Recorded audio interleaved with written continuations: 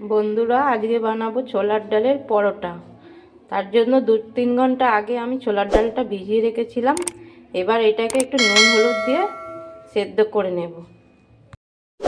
ছোলার ডালটা এবার সেদ্ধ করে নিয়েছি, কিন্তু ডালটা একটু হালকা করে সেদ্ধ করতে হবে যাতে না খুব গলে যায়। ঠিক এই রকম হবে।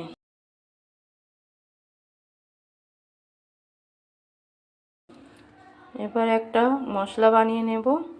ধনে, জিরে, মৌরি, কটা শুকনো লঙ্কা, একটু গরম মশলা, একটা তেজপাতা।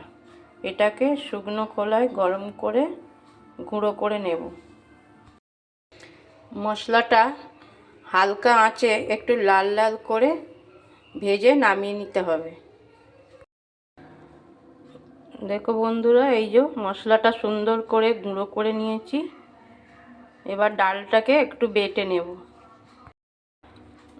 ডালটা ভালোভাবে বাটা হয়ে গেছে। এর মধ্যে যেসব মশলাগুলো মেশাবো সেটা কালো জিরে, জোয়ান, নুন, একটু হিং, আর যে মশলাটা ভাজলাম সেই ভাজা মশলা ভালোভাবে ডালের সাথে মিশিয়ে নেব। ময়দাটা ভালো করে একটু নুন, একটু রিফাইন তেল দিয়ে ভালোভাবে মেখে নিয়েছি। এবার একটা করে লেচি বানিয়ে পুর ভরে রিফাইন তেল দিয়ে ভেজে নেব।